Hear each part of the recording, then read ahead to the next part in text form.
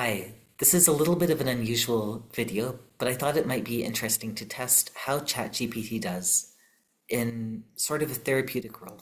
So, is ChatGPT going to be able to provide helpful guidance or suggestions? Can it provide emotional support? Can it point someone kind of towards or away from a diagnosis based on whether the diagnosis seems like a good fit for them? Is it able to identify areas of personal strength, potential areas of personal growth, and a few other things as well. So for each of these main areas, I tried to devise some very simple tests. And while this is not at all complete or rigorous, it might be interesting just to see how ChatGPT responds to these. And while I didn't focus exclusively on autism throughout this, I did try to get a general sense of whether ChatGPT is able to also do this in a relatively neurodiversity affirming way as well, and whether it has enough knowledge of autism to provide some autism specific resources if requested also. So in preparing for this video, I was curious to see whether others had designed really proper research studies on this. And I did find a few more recent articles looking at ChatGPT and other chatbots, not in therapy specifically, but in sort of emotional supportive roles. One article noted that chatbots on a peer-based mental health platform were actually receiving higher ratings than the ratings from posts written by humans. So that certainly, I think, was one striking result in favor of chatbots. And another article which I found was written in 2023 noted that ChatGPT, so the title of it is ChatGPT Outperforms Humans in Emotional Awareness Evaluations. And I'm going to just read a couple sentences of this because at least personally I found it so striking. It said, in the first examination of this subscale called LEAS, which is this kind of emotional awareness subscale, ChatGPT demonstrated significantly higher performance than the general population, so much higher than the average human being. And then in the second examination, which was, I think, only 1 month later, ChatGPT's performance had significantly improved, almost reaching the maximum possible LEAS score, and its accuracy levels were also extremely high. So I don't think that this is at all an indication that we should replace human therapists with chatbots or ChatGPT. But I think it certainly shows a potential promising avenue. One thing that is, I believe, a really key benefit of ChatGPT, whether as an alternative to therapy or as a supplement to it or just as any kind of emotional support, it's free. I think there's also a sort of emotional or tone related consistency as well. So, well, for many people, they might seek out therapy specifically because of the human connection, with the human part of it being very important. For other people, that might feel either not as critical, or it may actually be in some ways kind of stressful because when you're working with two human beings, there can be sometimes a greater fear of judgment of, okay, what is the person going to think if I say this? Will they think less of me? Will they think more of me? Some people might find it harder to open up to their therapist if they get the sense that their therapist is going through a lot, or if they get the sense that their therapist kind of has a strong opinion on certain topics. I think in short what I'm saying is I've learned over time that therapists are human and humans are complex and sometimes messy, and that's the beauty of humanity in a lot of ways. And obviously therapy is meant to be kind of an artificial environment where those complexities are mitigated in some way, and therapists are trained to be professionals, and many of them do a wonderful job at that.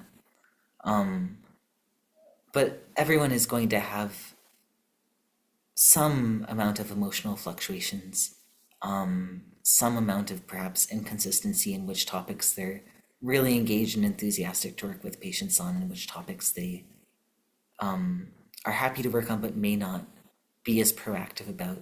And sometimes for patients who have had kind of negative experiences or maybe just non-helpful experiences related to that, it can be refreshing to have a AI algorithm that is perfectly equally happy to respond to any input. I guess the last benefit of ChatGPT is that it obviously has a lot of room for growth and improvement. So maybe the point about consistency should come with a caveat that we don't really know what future models of ChatGPT will bring. I think there's a lot of consistency and over the span of a single conversation with it, or even from now to say next month. A year from now, ChatGPT could look very different. It really depends on who's programming it and what the updates are. But that also comes with, I think, a lot of potential that it could be all the more helpful a year from now. And while humans are certainly learning and growing in our own ways, I don't think we have quite the team behind us to create this potentially exponential growth that AI possibly has ahead of it. Okay, so what are some drawbacks of ChatGPT? Depending on how one uses it, there could be, I think, concerns about data storage. So how is the data going to be stored? How long is it going to be stored? What happens if someone, I guess, figures out access to your Gmail account or your ChatGPT logs? I think it's possible that the anytime, anywhere access of ChatGPT could make it a little bit more difficult to self-pace. So someone might be more inclined to use it in short spurts when they have time throughout the week, which could be great. That could actually be preferable for some people.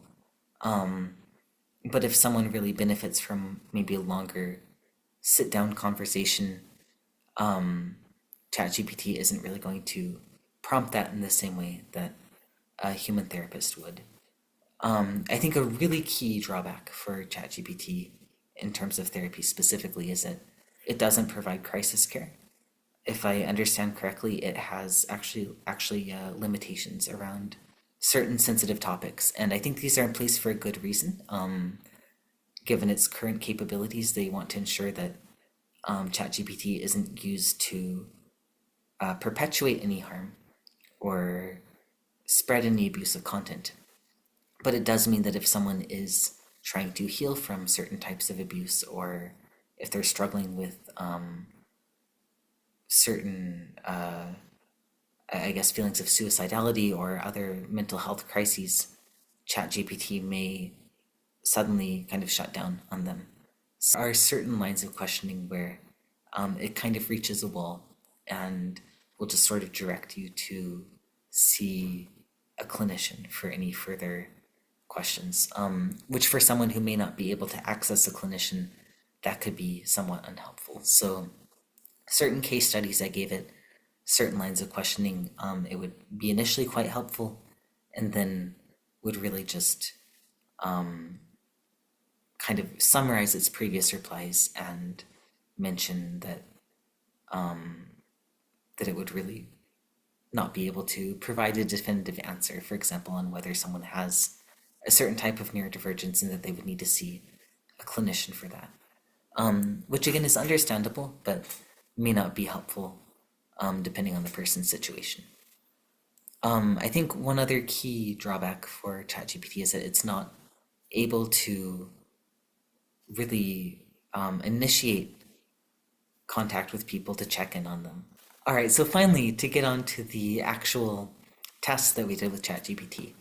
The first one was to figure out whether ChatGPT is able to recommend pretty specific resources.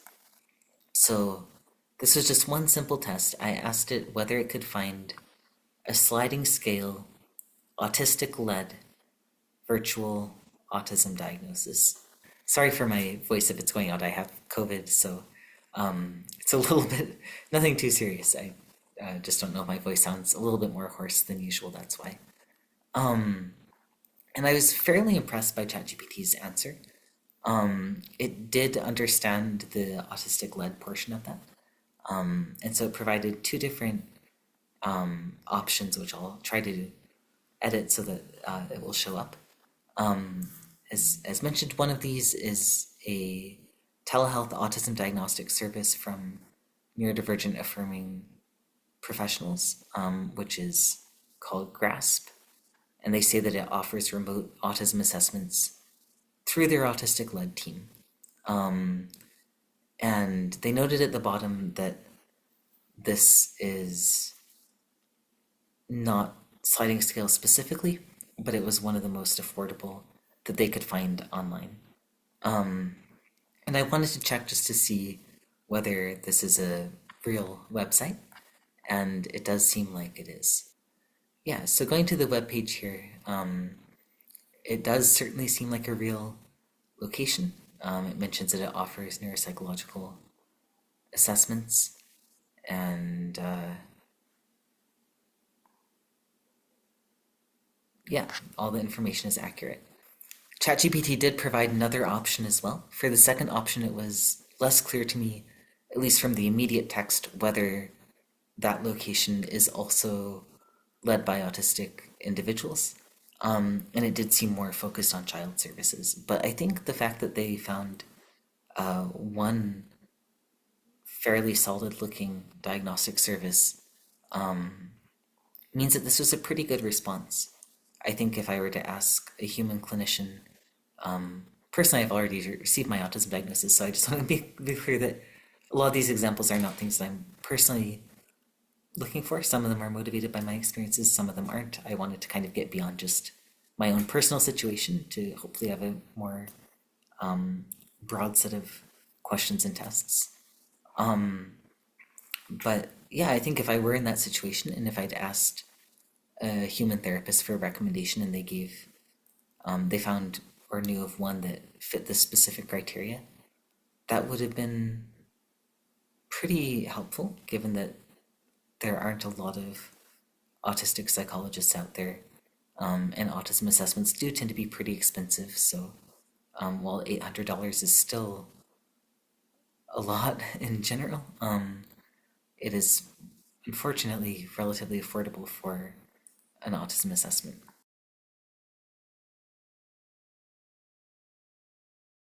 So the next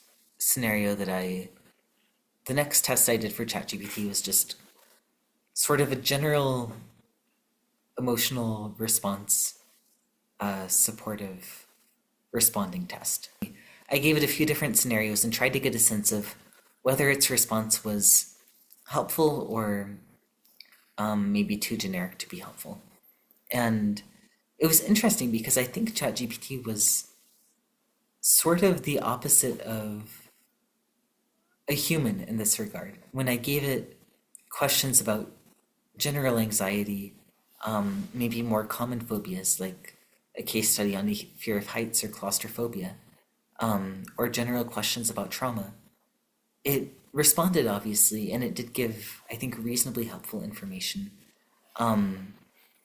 But the response did seem fairly generic. So, to give an example, when I asked it how one might go about getting over fear of enclosed spaces or claustrophobia, it recommended deep breathing exercises, mindfulness.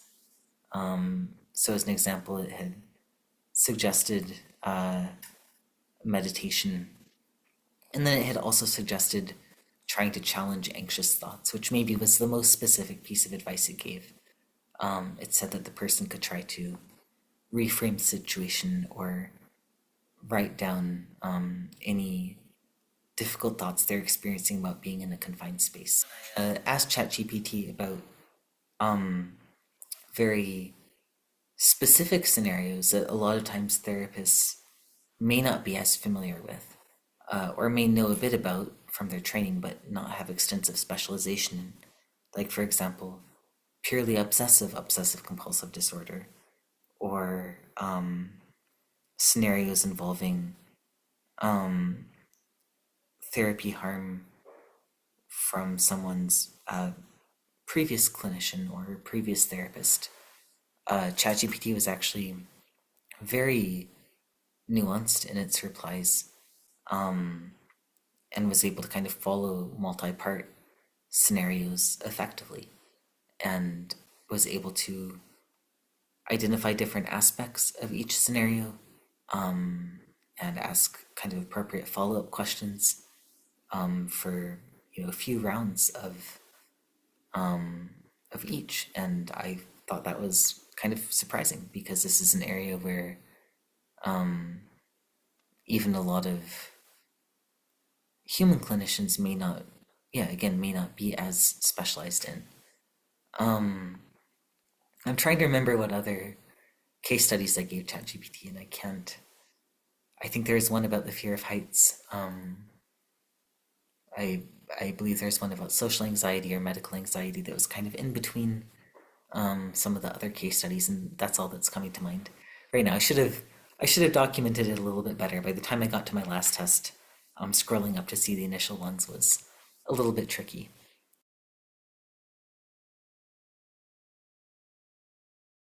So one reason that someone might seek out help from a therapist or just look for support with their mental health is if they wonder if they have a certain type of neurodivergence, or maybe they wonder if they have a certain mental health condition. And so for this one, I intentionally picked a mental health condition where there's not a lot known about it, or that's pretty under-recognized. I picked a schizotypal personality disorder, or schizotypal personality condition, which is kind of marked by some differences in social communication, sometimes magical thinking, or superstitious beliefs, or beliefs that would be considered somewhat unusual. And in some cases, perceptual abnormalities or certain traits that might overlap with psychosis as well. And ChatGPT was able to generate a list of traits and then kind of walk through each trait. In my perspective, the main strength of ChatGPT here is that it does offer to walk you through, yeah, again, one by one, and then for each one it will kind of help you figure out whether it applies to you or not based on your response. And I think that's kind of nice. That's something that you might imagine a human being doing as well, is kind of hearing what your experiences with a certain thing have been, and then assigning a number to it, or assigning kind of true or false to it based on what you describe. But I wanted to see whether it could also generate a full scored self-guided assessment as well. And it did. It generated, I believe it was a 15-item assessment as well, and it had given scoring information too. Then I wanted to see whether it could take this assessment and adapt it based on potentially someone's cultural background, or whether it could adapt the assessment to ways that STPD might present differently based on one's gender. And I imagine that even if ChatGPT was perfect, this would probably be a imperfect question for me to give it, because there, much like with autism, we know that there's going to be differences in how autism can present based on gender on average, and that this has led to autistic women, for example, being underdiagnosed, or experiencing significant diagnostic delays.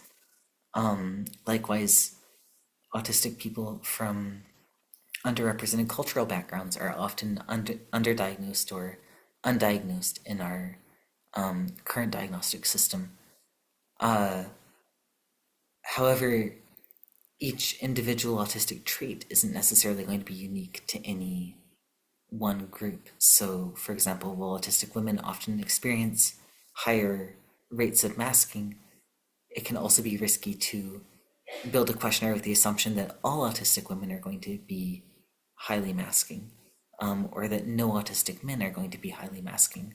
So the generalities do break apart a bit. But I wanted to get a sense of whether ChatGPT would be able to generate a screening tool if someone were to, for example, be a woman suspecting that she may have STPD and wanting a tool more tailored to some of those societal pressures, if ChatGPT would be able to, or general potential differences in presentation, if ChatGPT would be able to provide that or not.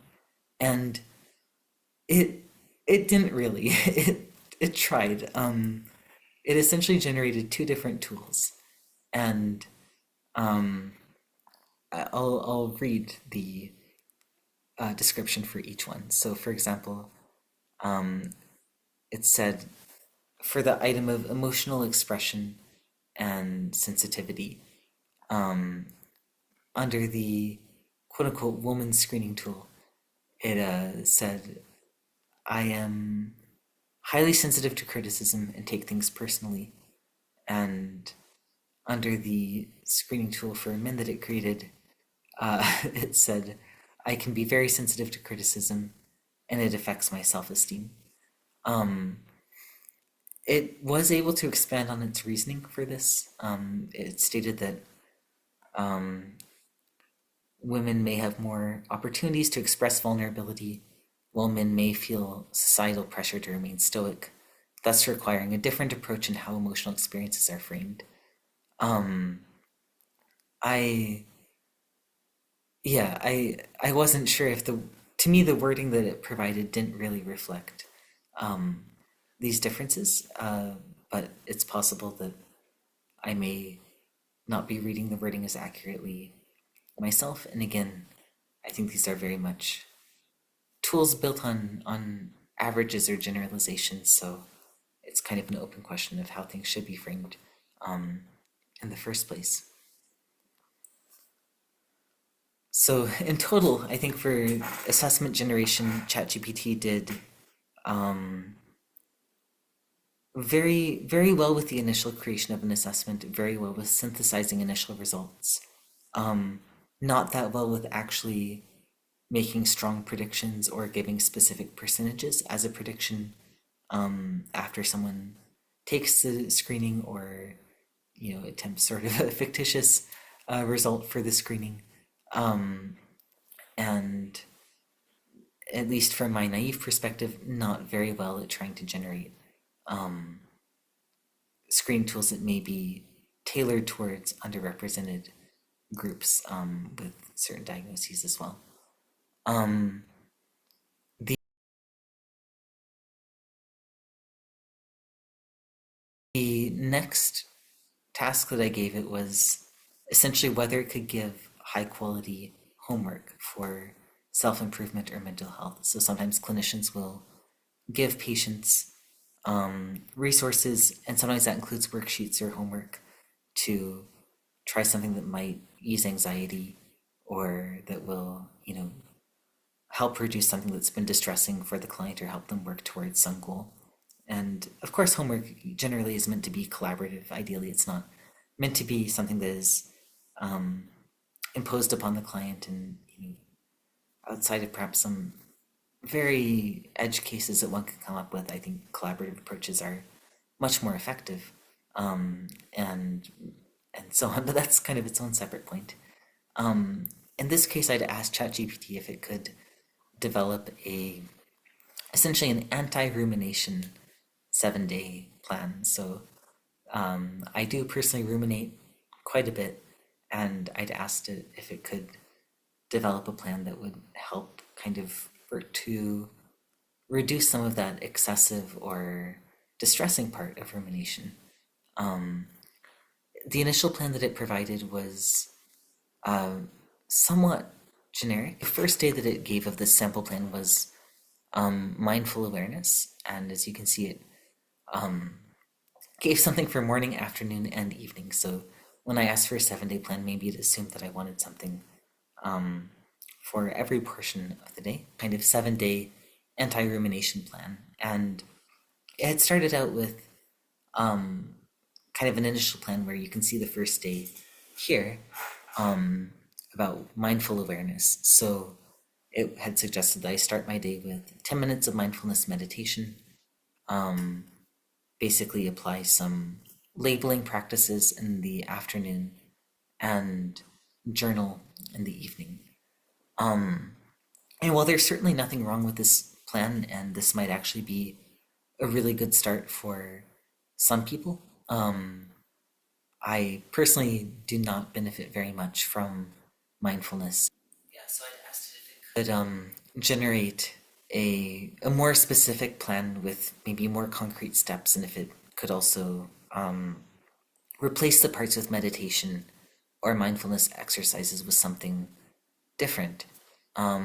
And it did. Yeah, so the new plan had this day of expressive writing, which I think did include maybe more specific actions. So writing for 10 minutes, organizing or cleaning for, I guess, a small portion of your space, and then listening to instrumental music. It did still seem a little bit related to mindfulness exercises to me, but maybe that's a good thing to some extent. Maybe at some point it's good to get a bit outside of my comfort bubble with that. And then another day for this second week that it generated was called the Self-Compassion and Reward Day. So basically listing things you've achieved, trying to be kind to yourself, some kind of, I guess, positive reward, and then reflecting on progress. So, well, this overall, this week plan was not, it didn't seem extremely tailored to rumination specifically. I think it certainly seems like a potentially helpful plan that one could try. Depending on, I guess, depending on what's feasible for your schedule.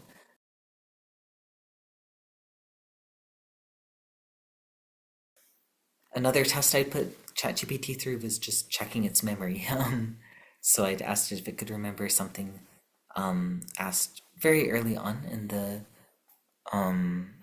dialogue, and it could. Perhaps unsurprisingly, what was a little bit more uncertain to me was whether it would be able to carry the emotional sensitivity in its response over when it was combined with the memory test. So, for example, when I asked it if I could check its memory, it said, like, yes, I'm like, you can, I'm ready for the test or something like that. And yet, when I was asking it about a more sensitive case study, it would recall that in a way that was quite emotionally sensitive as well. It would recall the facts, but also phrase them, very kindly, and offer resources again at the end. On the other hand, if it was asked more about just direct recall of facts or a specific list of items, that would be recounted in just more of a purely factual manner. So I thought that was an area where it did surprisingly well, and I guess if it was being graded there, it would get full marks for that portion.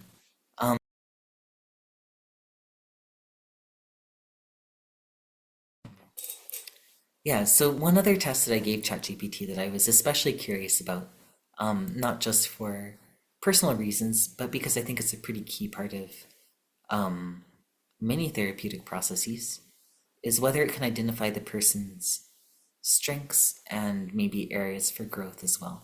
So I'd asked it if it could identify, yes, from what I'd written, some of my strengths and some areas where I might need growth. One thing that I wasn't sure if might complicate this was the fact that I was giving it quite a few different case studies. So some that were that I was identifying as case studies, and some that were actual questions or results from myself. It did seem to be able to keep track of that. It wasn't giving areas of growth from the case studies, so I guess that did go fairly well. And it did, it did identify 5 areas of strength and 5 areas of growth. The the positive of this is that it did the task. It came up with a few for each, and they seemed pretty accurate to my knowledge. The reason that I am a little hesitant in that is that they seemed a little bit too accurate. Um, in particular, I wonder if it's actually able to synthesize new strengths and new areas for growth, or whether it's just kind of taking what I'm telling it as an area of needed growth and believing me, but not necessarily identifying anything beyond that. So, for example, to make this a little bit more specific, 2 of the areas for growth that it mentioned was guilt, so feeling guilt quite frequently, and ruminating. Those are true, but they're also things that I had directly told ChatGPT as part of these tests. And so it is, yeah, I think it's unclear whether ChatGPT would be able to pick up things that a person might be unintentionally doing that aren't great or that could potentially need to be changed. I don't think I actually gave it that much personal information about myself, to be fair, that would really allow it to make those inferences. I was keeping the questions, pretty broad and pretty limited outside of some of the case studies. So that could be maybe why some of these areas for growth felt more like things that it had just directly picked up rather than things it was able to infer on its own. For the personal strengths, I think I don't think I directly told it any strengths, and so it did come up with those on its own. And they seem pretty accurate, but they also seem to be things that are probably true of most people. So, for example, it mentioned being somewhat reflective and inquisitive and having empathy for others. I believe those do both accurately describe me to an extent. I'd imagine that they also accurately describe most people, which is good. I don't think that strengths have to be specifically unique to be valuable or to be recognized. But it does. I think again, it does make me wonder how well ChatGPT is able to identify, very specific strengths or challenges that an individual might be facing. So for this area, it did fairly well. I think it could have potentially been more tailored, or at least it would be interesting. I think what would make it an interesting test is if someone were to interact with ChatGPT as themselves, maybe not doing all these artificial tests with other studies or other hypotheticals as well. If they were to interact with it as themselves for a long time period, and if several people were to do that, would ChatGPT be able to pick up, a really unique skill set instead of other, kind of areas of growth for each person, or would it still kind of be defaulting to maybe a limited list of broader strengths that are true for most people?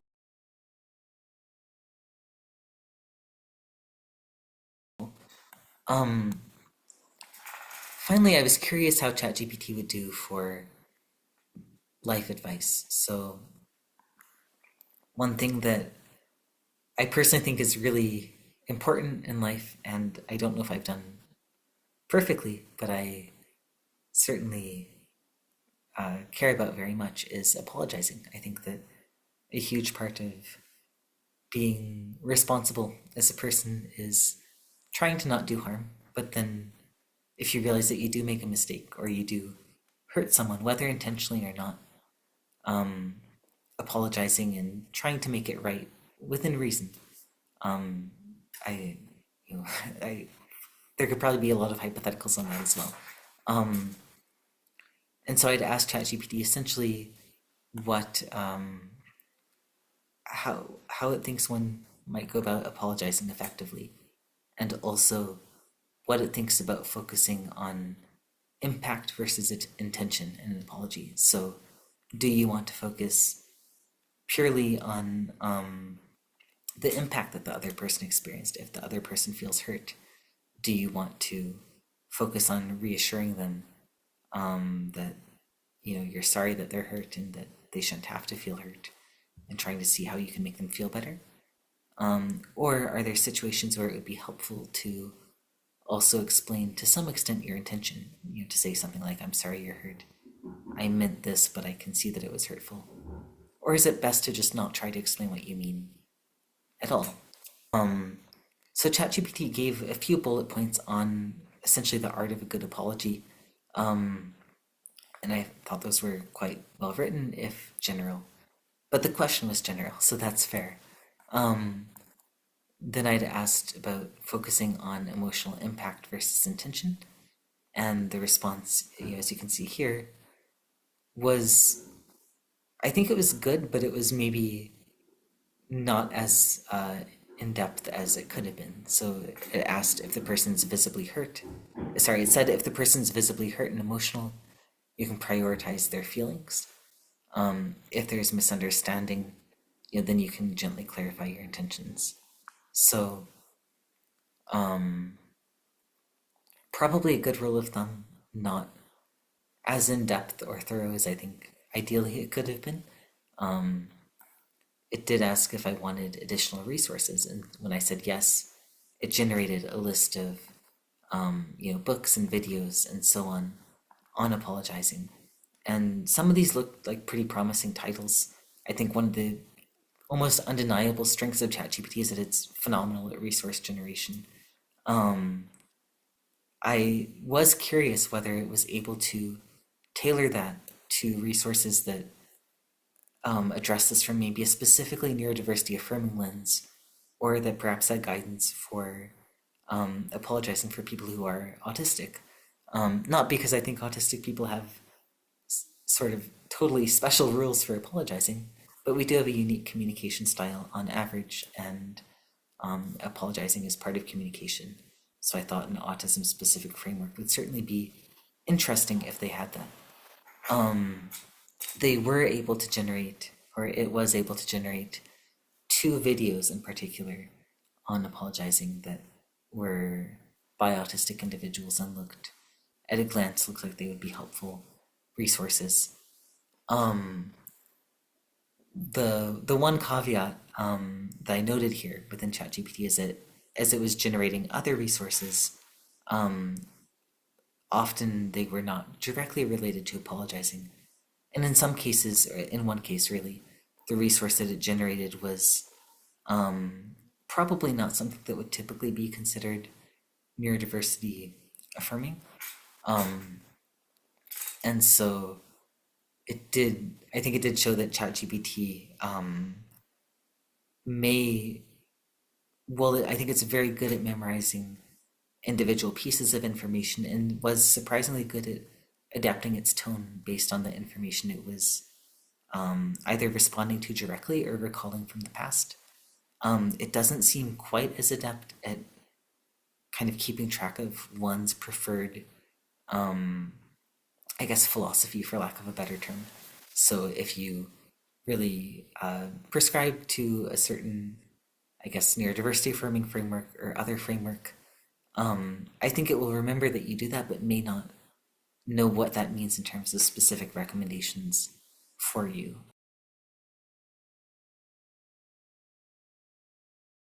And that's, yeah, I think that kind of concludes this video. I'd be really curious to see if anyone has tried to use ChatGPT or something similar for emotional support or mental health support, or really anything kind of tangentially along those lines. I would imagine tentatively that there might be a pretty diverse set of experiences. I can see where it might feel still a little bit too formulaic for a lot of people.